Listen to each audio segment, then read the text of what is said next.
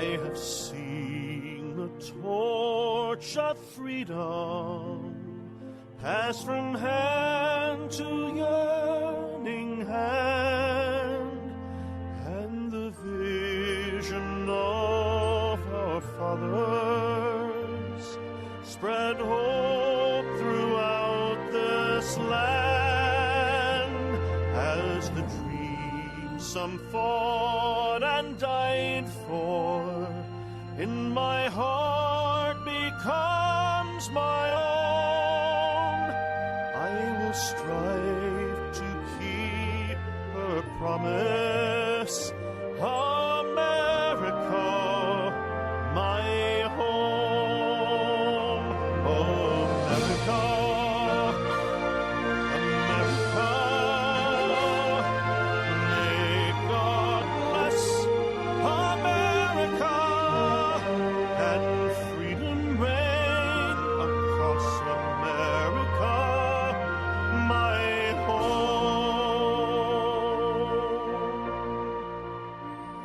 From the shorelines to the prairies, to the cities great and small, we have reaped the fruits of justice and liberty for all. So with deep appreciation.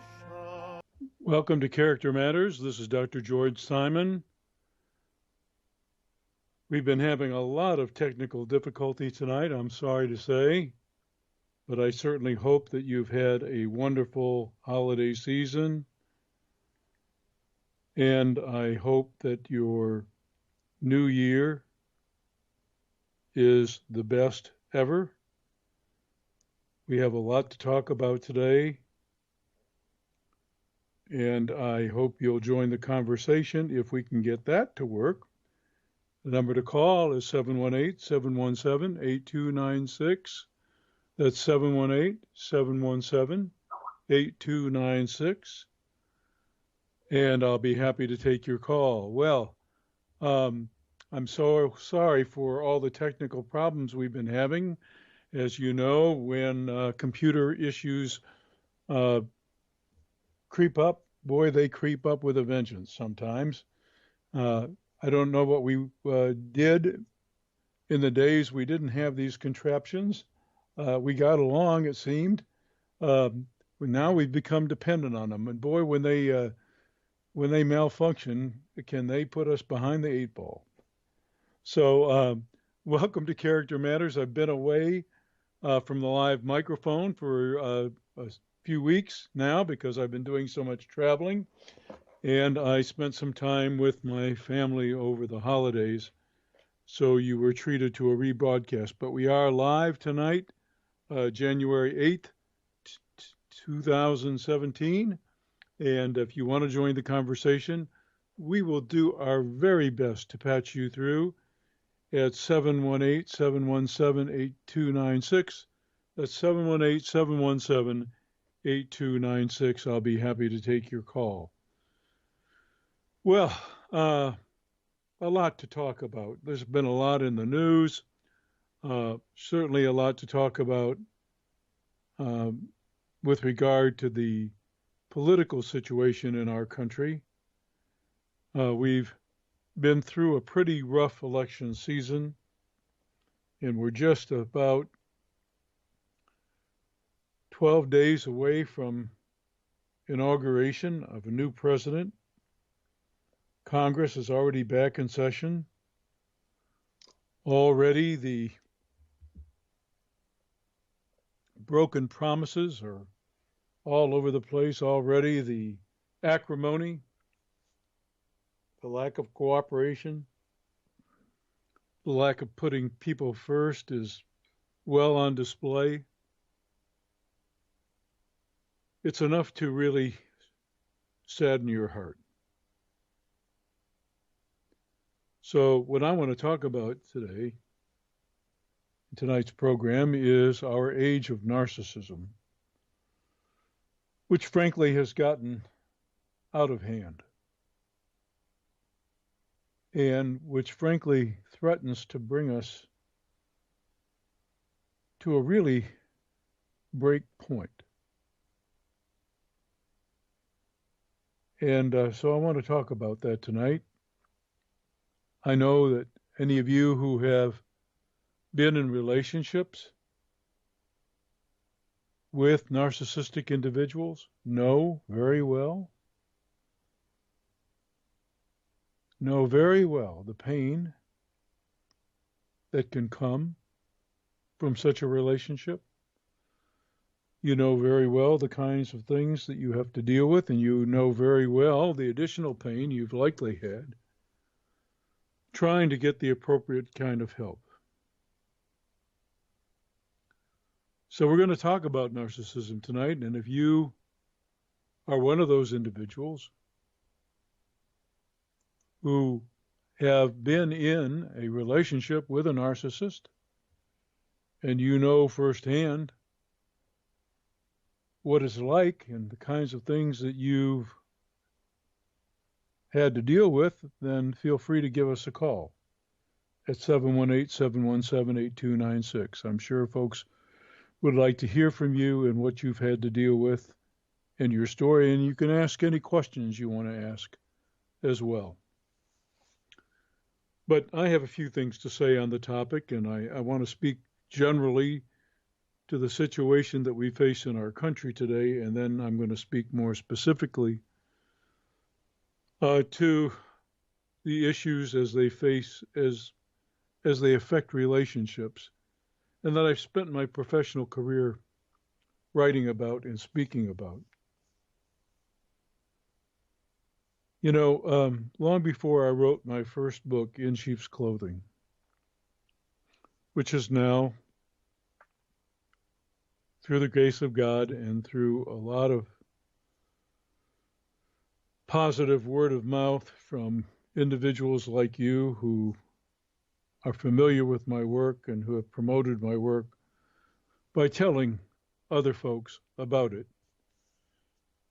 This book has become a true international bestseller in many, many, many foreign languages. And there's nothing more edifying. But long before I wrote that book, first published, the first release, the first edition of it, back in 1996. We're entering our 21st year at print.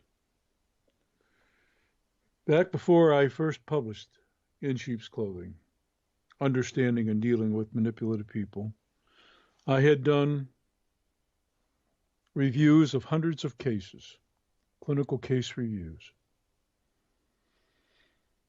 And it was clear to me at the time, that in our time, our culture of narcissism had taken such deep root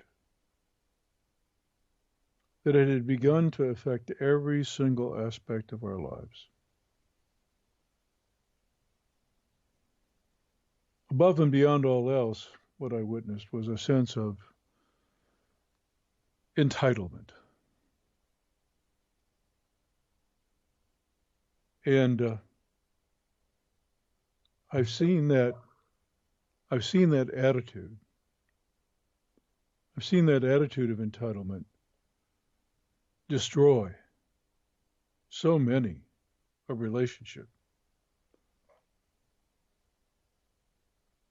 And I've also seen it cause so much dysfunction. And so after I published In Sheep's Clothing, focused more specifically on manipulative people and what they're like, covert aggressors, I like to call them, the proverbial wolves in sheep's clothing, who know how to look good on the outside, but know how to get the better of you, and also know how to look good while doing it, knowing how to take advantage, how to play on your emotions, especially how to prey on your conscientiousness. Long after I wrote about that, I decided that I needed to write a book that was more comprehensive, that explained the phenomenon of our time, that laid out clearly the kinds of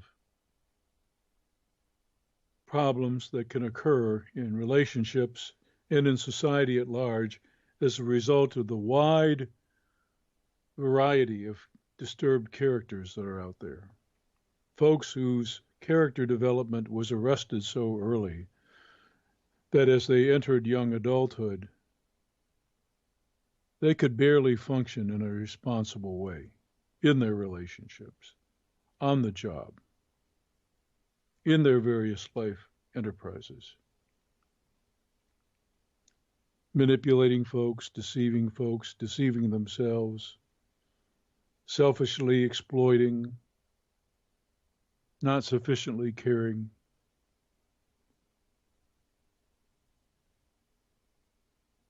I decided to write the book Character Disturbance, the phenomenon of our age.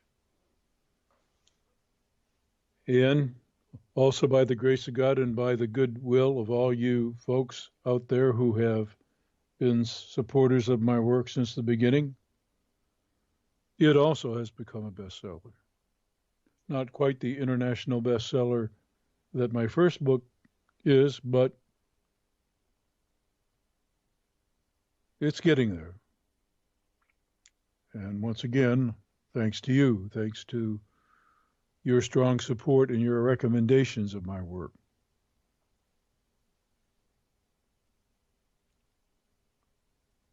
And with those two books,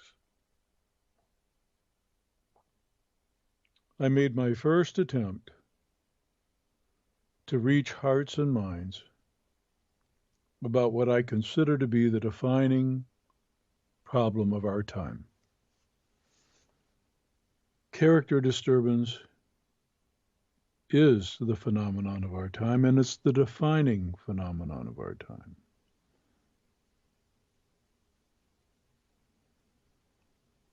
We are just really beginning to understand ourselves as a species. And we've got to do a better job of that. And we don't have a heck of a lot of time because there are some really disturbed characters among us. And some of them are coming to the ranks of power, and some of them are already in the ranks of great power. And they pose great threats. The world has already seen a couple of times, one time in particular, not that long ago, when a person of really severely disturbed character could surround himself with like minds and then nearly destroy the world.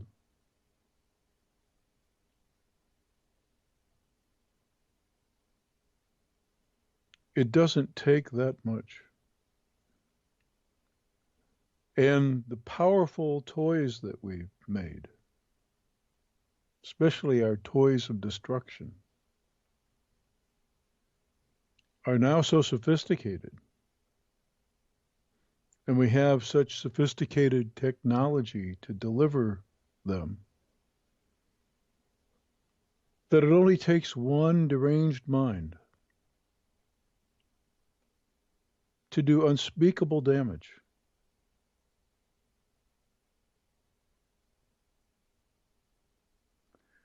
Character disturbance is the phenomenon of our time.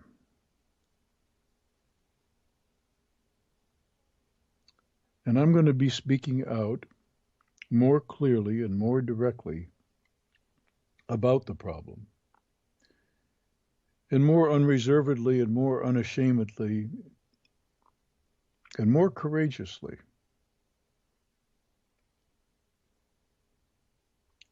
I know, at least I think I know. I think I know why so many folks feeling disenfranchised,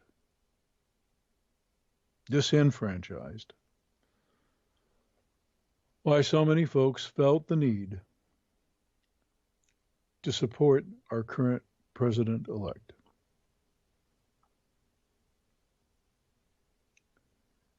And I'm not going to go on record like some professionals have.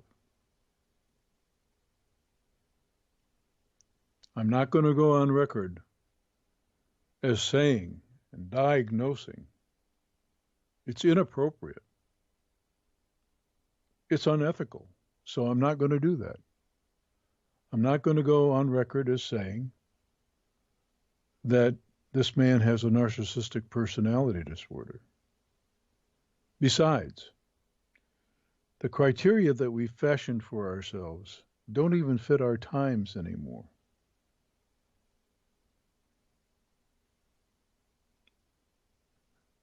But the narcissism and its effect is so blatant that almost everyone can see it,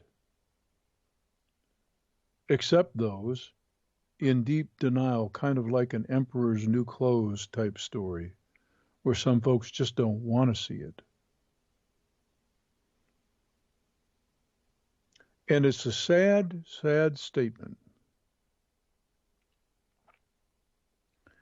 that only now that we see this most egregious example of narcissism in its one of its more ugly forms. You know, there are many types of narcissism, two main types, but other subtypes. And one of the things we're seeing now is a particularly ugly type, unattractive type, a crude type. But I got news for you. There's no shortage of narcissists on Capitol Hill.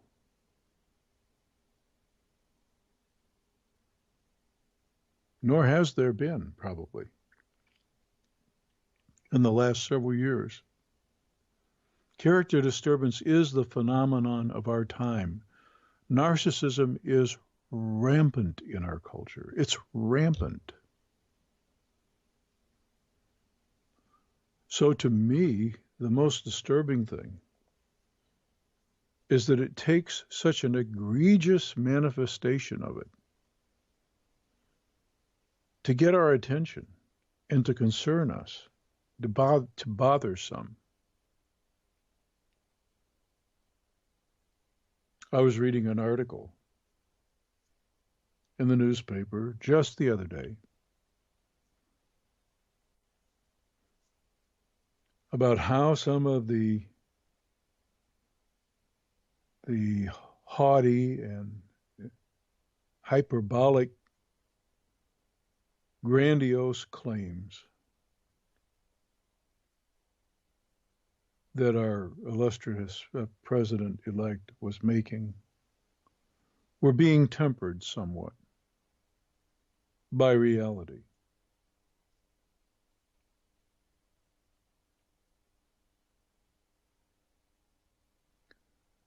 And even acknowledged as things that he felt he had to do to win. You sling the mud, you make these claims that fire up people, make all these statements, make all these pledges with no real sincerity of heart.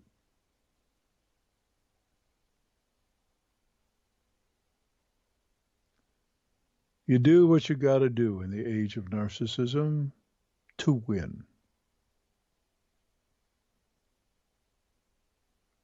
To have the power you seek. To do what you want to do. That's how the age of narcissism works. And while in your heart of hearts, you may know how wrong you are, you never let anybody else know that. You maintain the facade, the image, because that's all that's really important. Who you really are, that doesn't matter.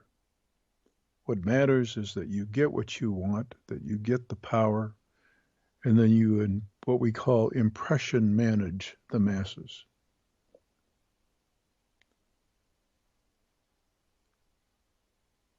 Folks, if we're not sick of it.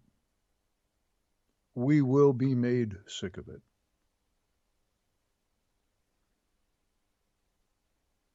We need character now more than ever. And we have to be taught some very hard lessons. And we will be taught those lessons, whether we like it or not. We will be taught those lessons. And we're going to be taught how absolutely important it is that we invest what we need to invest in the rearing of our young people, in the installation of character, in the grooming and nurturing of character. Because above and beyond all else, that's what really counts. In the end, that's what matters.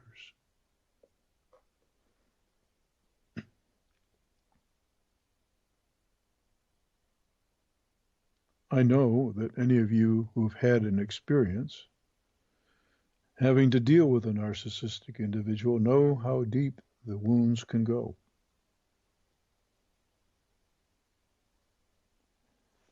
And I know you know how frustrating it could be to try and understand and to try and make things different or better.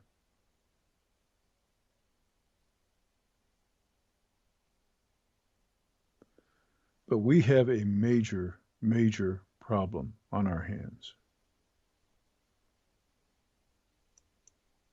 The Western world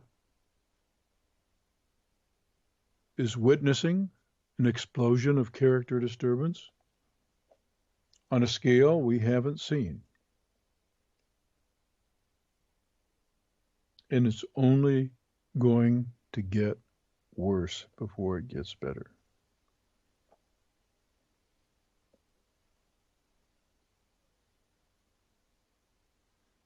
I am not going to be like some of my colleagues and step over the line and make a diagnosis of our current president-elect. And I actually do pray, because I know that in our culture, unfortunately, we've made narcissism functional. Even the most reprehensible characters can actually do some good things, unfortunately. That's the way it works.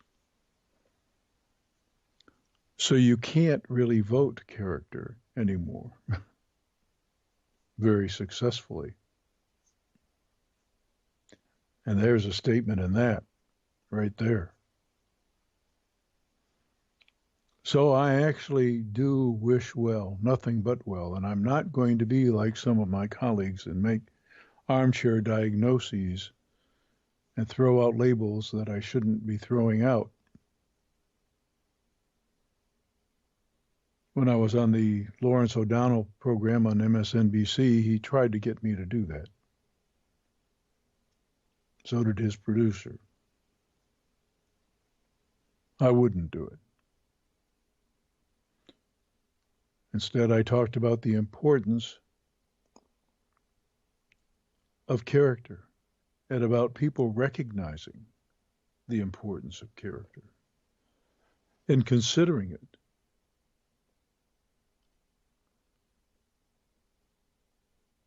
And the fact that we had only one person in the entire race, and I'm talking about all the fields, and I'm not going to even mention who, because I think we all have different opinions about that, more than likely. But I thought that one person, misguided though they were was at least a decent person, character-wise. Of course, they didn't get much airplay, and they got pounded in the polls.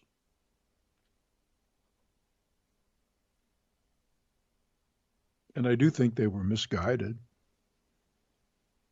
in a lot of ways, policy-wise. But it was refreshing to see a decent soul in the race. And the fact that we had the choice before us that we had, the choices before us that we had, says a lot about where we've come and where we are, the state of our national character.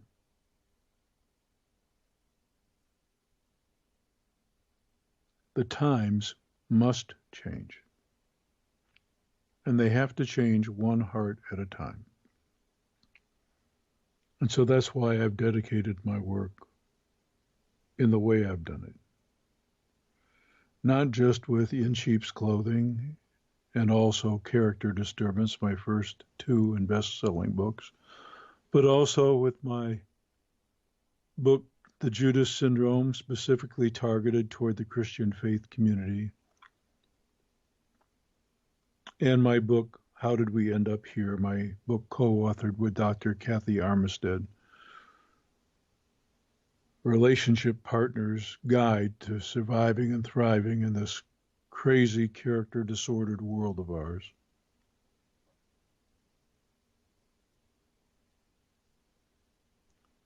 And my last book, my work in progress, will likely be my most important. The 10 Commandments of Character, How to Lead a Significant Life. I'm seriously into the final edits now, finally, of this book. It will be perhaps the most important book that I have ever released.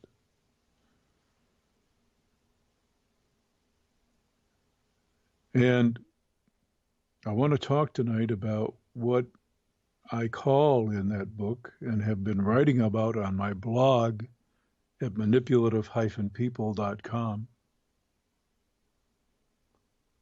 I want to talk about what I will be writing about soon in the next couple of weeks, and that's what I call the 10th commandment of sound character. To be of sincere heart and purpose. To be genuine. And to be genuinely principled.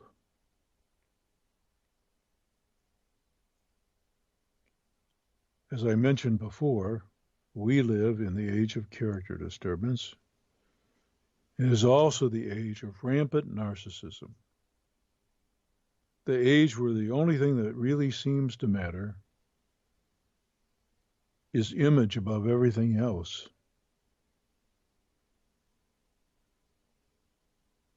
And power. And self-advancement.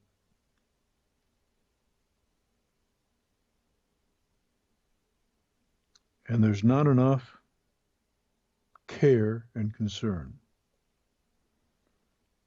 We're unique as a species this way. We have among us the most malignant of narcissistic characters, the psychopaths, or sociopaths, as some people prefer to say, who are nature's only intra-species predators. It's not like under certain circumstances that other creatures will not kill their own. But other species do not prey on their own.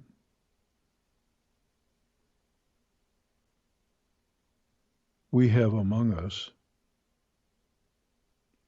folks who prey upon us.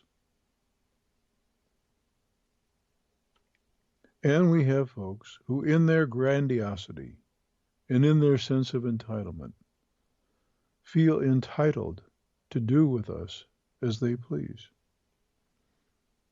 And we're seeing this in these radical ideologies. that can so easily have a person believe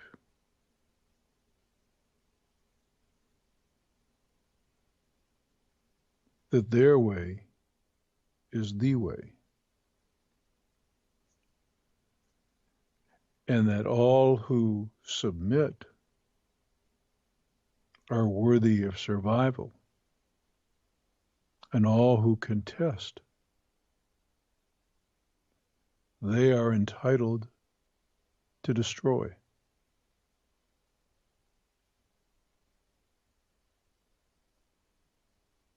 Talk about the importance of character. And to what kind of character are some of these ideologies attractive? Who's drawn to something like that?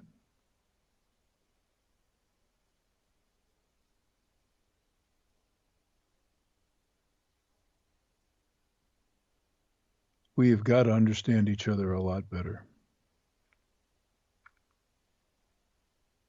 And we've got to abandon our old and tired and worn out and misguided notions about why people do the things that they do. If we're going to save ourselves. We're going to witness, whether we like it or not, in the next coming months, we're going to be witnessing manipulation, lying, thieving, cheating, misrepresentation, spinning, pandering, hyperbole, grandiosity. We're going to be witnessing narcissism on a scale we haven't seen in a long time, and we're going to be witnessing it daily. And my greatest fear is that as we have become through that slippery slope, as we have become desensitized over the years to the character disturbance in our culture, we've come to expect it. You know, for just a minute, it was an outrage that some very, very young celebrity who was a teen idol at one point and appeared the model of wholesomeness was twerking the way she was on national TV to an audience and in a prime time slot where younger people were watching, and unabashedly, unashamedly so. No shame. That's another program. We could talk about that, about the loss of shame. But my great fear is that just as we, after a time, became desensitized to that, my greatest fear is, even though we are now witnessing narcissism on an unprecedented scale, that we will become used to it. You know, this is the insidious thing that happens with drug and other substance addiction. Over time, tolerance develops. It's the body's way of habituating to a circumstance. You grow accustomed to something. And then you stop expecting anything better or different. And not only that, once tolerance has developed, it takes more and more of that something to have an impact. So once we've grown to come accustomed to this level of narcissism on this unprecedented scale, once we've grown accustomed to it, I fear what it would take to shock us to our senses. It always takes something even more novel, more powerful, more outrageous once you become desensitized.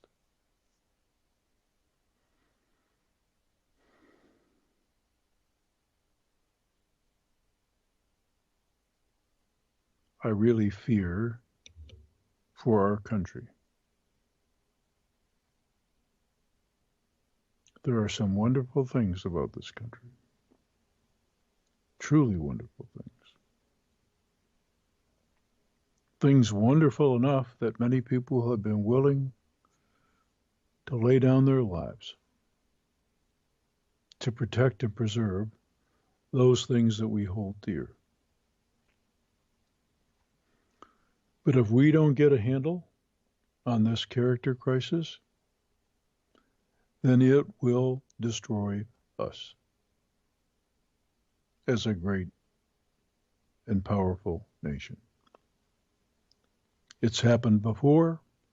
History is replete with the lessons, and history is also replete with the message that we don't learn all that well from our lessons. We don't take them to heart. We don't pay attention to the lessons that history tries to teach us. But we will be taught. Those lessons will be taught. We will experience them, and it will not be sweet. It will be painful. We are going to have to learn some things the very, very hard way, I'm afraid.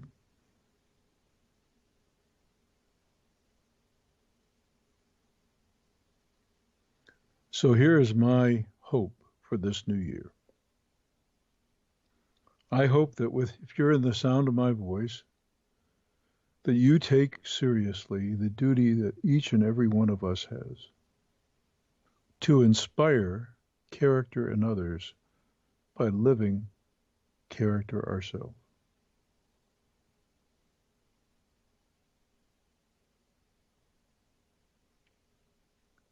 This country, this world, will be converted only one way, and that is one heart at a time.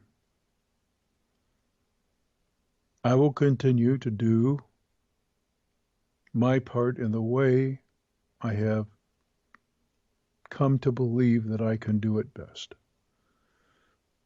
By training other professionals in workshops, by doing individual consultations as I do from time to time, and by writing weekly articles posted on my blog at manipulative-people.com and at the Psychology, Philosophy, and Real Life blog at counselingresource.com. That's counseling with 2 L's, resource.com. So I'll continue to write article after article, exhortation after exhortation. And I'll continue to mention, and hopefully you will help promote, my books, In Sheep's Clothing, Understanding and Dealing with Manipulative People, Character Disturbance, the Phenomenon of Our Age, The Judas Syndrome, and How Did We End Up Here? And I hope you'll look forward, and I hope you will well receive my next book when it comes out very soon. I'll have some announcements to make. The 10 Commandments of Character, How to Lead a Significant Life. Because I do believe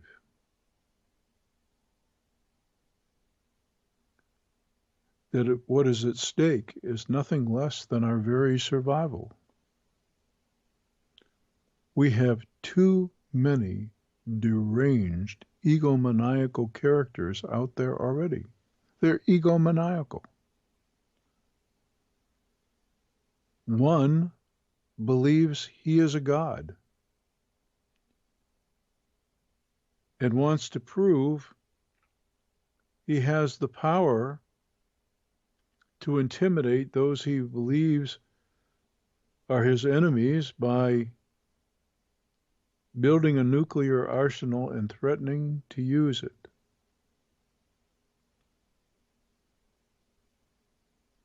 There are reports that this, folks call him mad. He's not mad.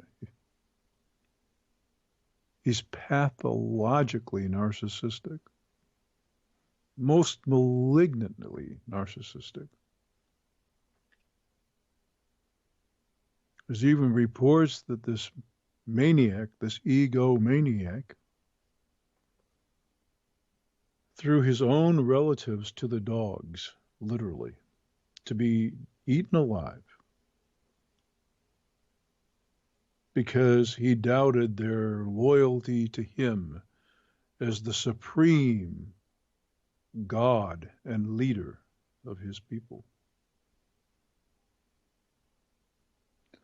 We've seen these kinds of characters before, and we're seeing more of them again. And I can't stress this enough. My greatest fear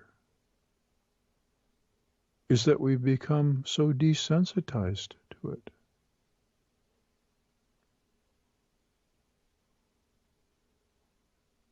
That we assume that there's nothing we can do about it. There is something we can do about it. We can launch an offensive like the world has never seen. A different kind of an offensive. A peaceful offensive.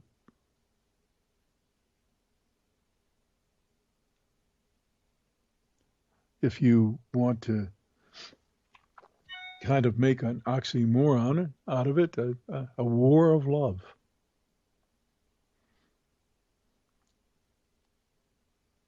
Where we model ourselves the kind of character we hope to inspire in others. Where we take seriously the message in that wonderful song, spiritual, The Man in the Mirror.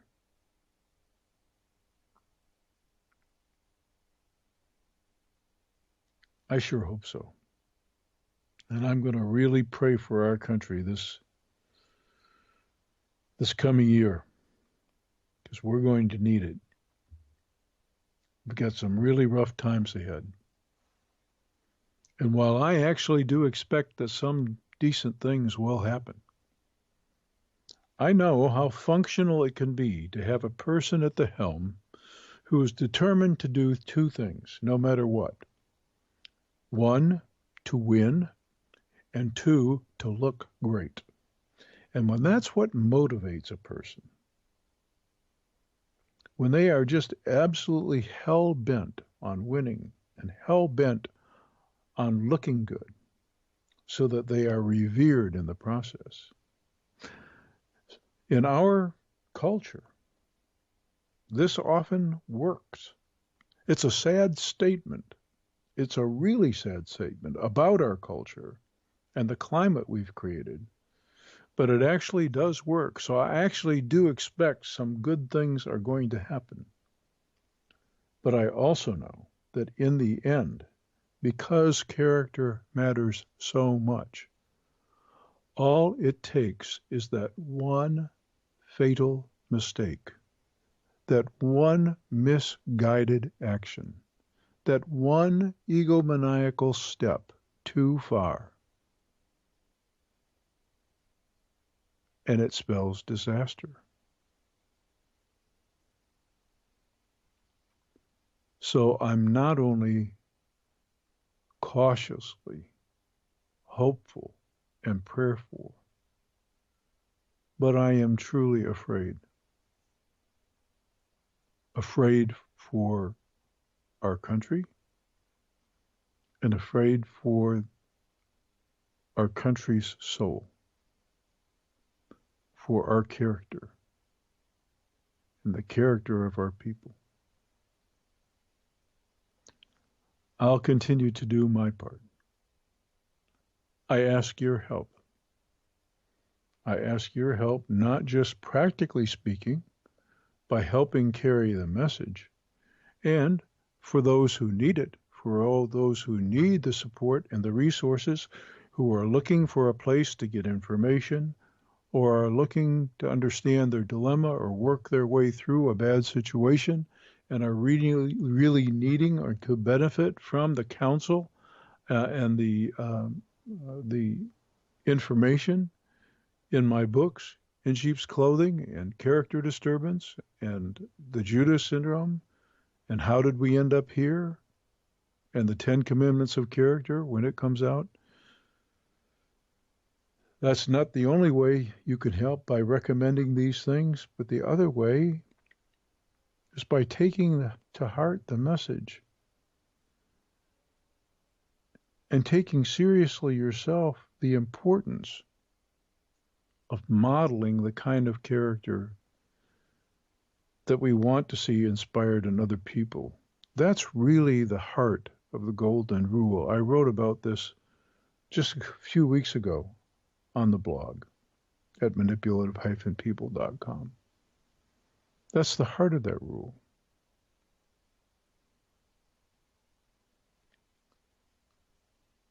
That we conduct ourselves in a manner that is like we would want others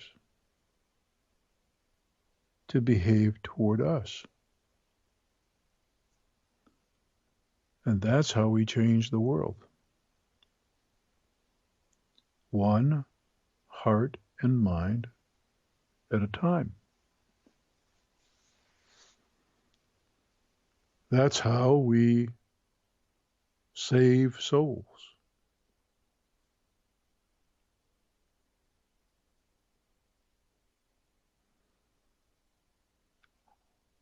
I sure do pray for this coming year. I've missed being with you in front of the microphone. I'm going to try and do a better job as host.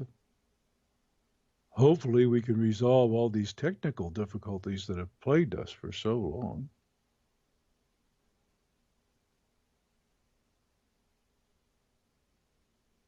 I'll do my part. I'm asking you to do yours too. I love this place. I love the idea of this place. It's never really been a reality all that often. It's had its shining moments, but it's had its really bleak, dark spots too. You know, there's a lot of talk right now about the city of Chicago, into what hell it has descended. But people forget what it was like in the era of Prohibition and the gang violence that plagued the city then, and the corruption. We've had shining moments, but we've had some real dark, dark times where we didn't live up to any of our professed ideals at all. Sometimes a really horrendous hypocrisy. When we talked a good game about the blessings and the responsibilities of free men, as we used to say, and then the blatant hypocrisy in that whom we were referring to when we said those things were only people of a certain status and color. Because even some of our founders looked upon some of us as lesser beings.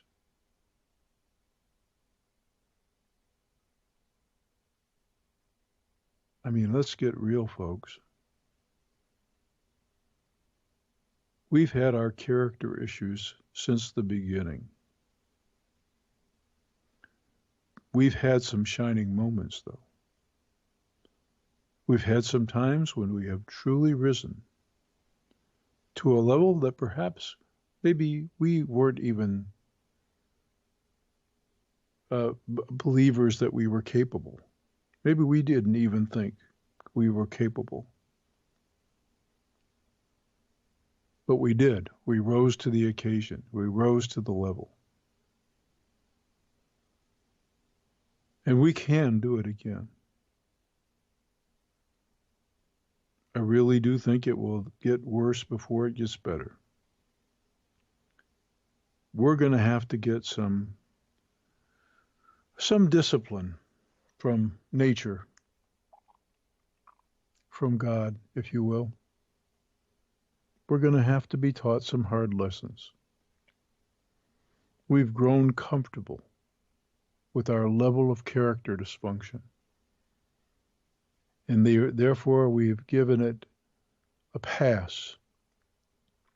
And we have inadvertently enabled it. And we've also allowed systems to develop where it can actually thrive, where narcissism can actually be functional to a degree. That's the real tragedy. And that's what must change. Because if it doesn't change, we're all going down.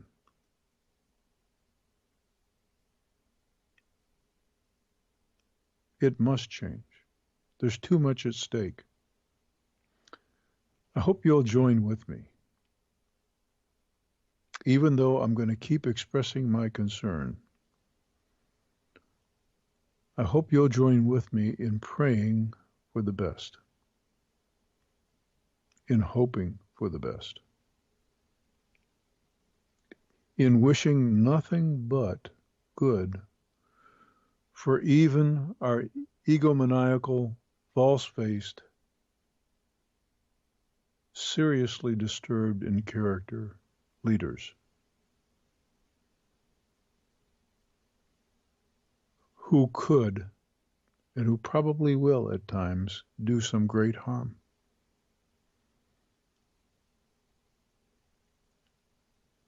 We need to pray. We need to continue to hope. But more than that, we need to take an initiative. We have to make it so important and so cool once again to have character, and we have to value character so much again that we're just not willing to tolerate anymore the kinds of dysfunction that we have grown to not only tolerate but become so used to that we become desensitized to it. We have to launch a character initiative, the likes of which the country and the world has never seen, and it has to start with us. We have to lead the charge by modeling the kind of character we'd like to see in others, and by making it infectious.